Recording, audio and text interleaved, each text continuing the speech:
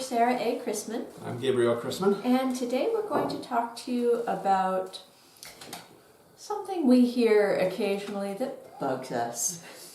This is the phrase, they don't make them read that anymore. Or they don't require that anymore. They don't require that anymore. Now, this is something, the situation in which we hear this generally happens this way. So, there are generally three people involved. Myself, someone younger than me, and this could be anyone from, elementary school through college age, honestly, or older. I'm getting kind of anyone younger than me. And someone else who is older than that person I'm addressing. And we're discussing something, and I want to relate it to a grander theme. And so, say we're discussing a theme of authoritarianism, and I ask, have you read Animal Farm? At which point, their parent or this other person interjects and just jumps in before they can even answer and says, oh, they don't require that anymore. It's like, that wasn't what I asked. There are a few problems with the attitude of you have to require someone to read it in order for them to read it. Now, going back to that interjection, there are a few problems with it. In the first place, it's just rude. It doesn't allow that person I was addressing to answer the question. And if they can answer it yes or no, if they have read it, perfect. We can go on and discuss how this book relates to what we had been discussing in this prior conversation. And then you have a shared context. And then you have a shared context. If they say, no, I haven't read that, then I can explain what the book's about and how it's relevant to the discussion we were having. And we can continue that discussion. Whereas this rude interjection of, oh, they don't require that anymore, it does two things. In the first place, it derails the conversation we were having. And in the second place, it gives this strong air of censure and this implication that if it's not required, then you can't expect people to have read it. Right. And also it devalues the cultural canon. It devalues the work I was trying to tie into this discussion we were having. And so with what Gabriel said about the idea that you can only read something if it's required, the books I have read in my life, the ones that I was actually required to read, are such a tiny, tiny percentage of the overall books I have read in my life. I couldn't even venture to guess what a minuscule percentage they are of all of the books I have read in my life. But the books I have been required to read versus the books I have actually read, it's a very tiny percentage. And that's the way it should be for everybody. Because we should have a cultural canon, and teachers can't cover the entire cultural canon in the course of a K-12 education, or even a K through college education. There's just not enough time. But there are certain books and other important canonical texts that we should all have read, just so that we all have common touchstones, common points of reference. Like, I personally believe that every American should have read and should understand the Constitution of the United States of America. It is a foundational text of our nation. It created our country. So every American should read the Constitution and the Bill of Rights. I mean, that's just basic. I think everyone living in Western civilization should have read the Judeo-Christian Bible, just because it's been such an important book in our history and in our civilization that you can't understand Western history without understanding the Judeo-Christian Bible. But equally, I think everyone should read the Code of Hammurabi. Absolutely. And the Magna Carta. Absolutely.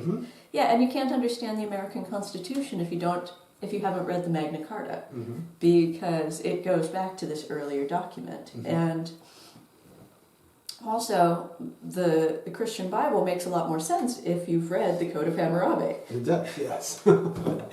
So these works all tie into each other, and they give a narrative that we can all refer to and have a shared set of ideas. And if you read them or you put them into some sort of chronological order, they even give you a basic structural understanding of the course of Western civilization. Right.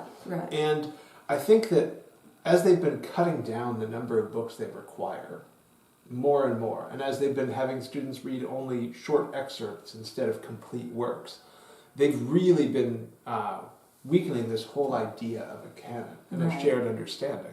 And that has been weakening the idea of an overarching cultural narrative. Right, and the problem with only teaching excerpts is that you don't get a full picture. So, coming back to, I said that if I wanted to discuss authoritarian regimes, it's really easy for me to be speaking to someone who has read George Orwell's Animal Farm and say, 2 legs good, 4 legs bad. And if you have read the book, and you have read the full book, then that little snippet, it evokes the entire story. And it evokes all of the themes that story includes about authoritarian regimes and mob mentality and groupthink. And sloganeering. It ties in all these themes, which then you can tie into the conversation. But if someone hasn't read the book, the full book, maybe they've read an excerpt, and come on, Animal Farm is so short, there's no excuse for not reading the whole thing. And it's a fun read. Yes. I mean, that one is so short, there's no excuse for not reading the whole thing. But anyhow, if you have just read excerpts, you probably won't remember necessarily the significance of these things. You've maybe memorized them for a test, but it doesn't resonate with you in the same way as if you've read the full narrative. And that's because the brain works better with narratives. You know, snippets and things like that we might be able to remember for a shorter time, but it's stories that stick with us. Right. And also, these full texts, they give raw material for ideas, and they are examples of writers making a full case and making a full argument. And you can't make a full argument in a bullet point. It doesn't work. The American Constitution would be a lot, and the Declaration of Independence would be a lot more, they would be a lot less resonant if they weren't so beautifully written. And also every point in those, is working together. Right. It's all intended in the context of all the other bits of it. If you just do some excerpt from it, you're not seeing or understanding the full picture. Right. There's a reason that these texts were the length they were and included all the elements they did. So excerpting them doesn't do anyone any favors. And as far as that basis of these texts being the raw material for ideas, these are the building blocks that then people can use. They can take these ideas from this shared cultural canon and they can work with them. They can agree with some from one place, they can agree with others from another place, and they can put them together in some new way. Right. And the place for taking excerpts is so that you can discuss them referring back to the full material. And that's when excerpts come into place. And that's when you can put a quote from a larger document into another argument you're making. Because you are assuming your readership has read and is familiar with this larger document. And may even be familiar enough with it to say, oh, that quote you're using in here is being used out of context. Right. And that is part of the danger of not reading full texts. And I stopped myself there when I almost said not having people read full text. Because, again, the idea that you have to be required to read something in order to read it is bogus. It's bogus, dude. Yes. It's truly it's garbage. Awful. Yeah. You should be reading these to give yourself a fuller knowledge of the world and of society. And don't wait till they're assigned. Right. This is something where these are important and interesting. They're valuable. They're going to give you ideas that you can build off of. They're going to help you understand history of the society you live in. These are just texts that are important to read because they have been part of the building blocks that built our entire culture. Right. Now, coming back to the out of context idea, one of the many important reasons to read a full canon and a full text within that canon is so that when someone else takes a quote out of context, you can spot what they're doing. Yes, exactly. And without having that background knowledge and that understanding, then people can pull all sorts of rhetorical tricks, and people don't recognize them. Right. And the people who are doing that are relying on people to not be able to call them on it. Absolutely. And so when you familiarize yourself with the important canonical pieces of literature, then you are empowering yourself to learn from them and to counter anyone else who might misuse them.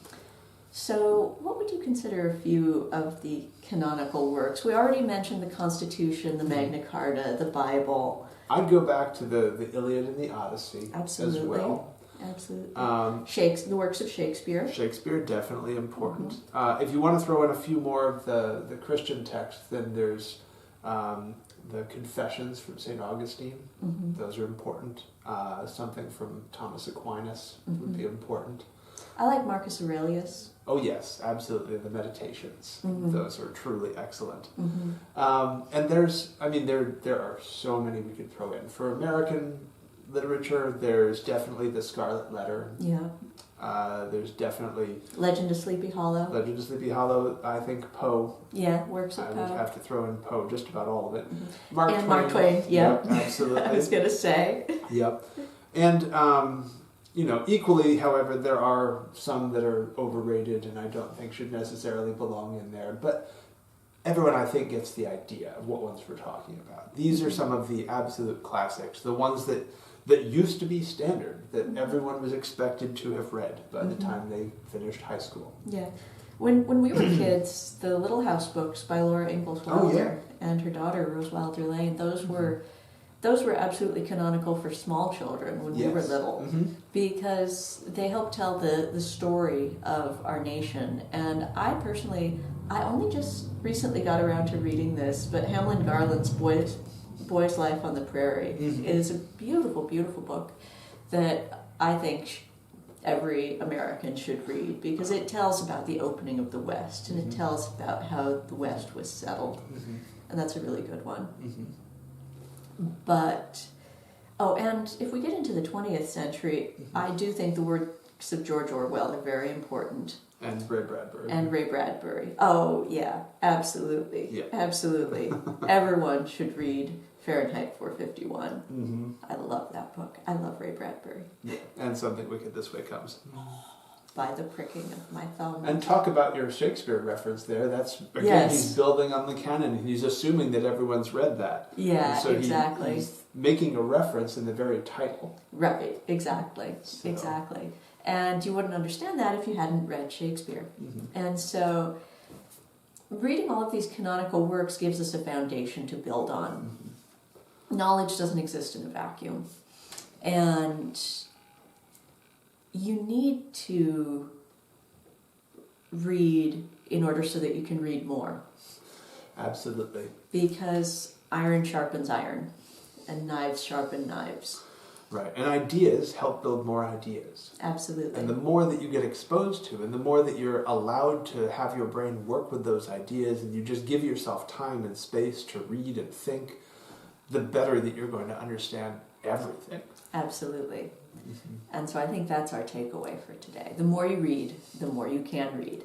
And the more empowered you will be. Yes, exactly. So, and they may not be canonical, but if you're looking for somewhere to start, my books might not be a bad place. So I hope you'll tell your friends about them. Absolutely. And we hope you enjoyed this video. If you did, please give it a nice thumbs up. And happy reading.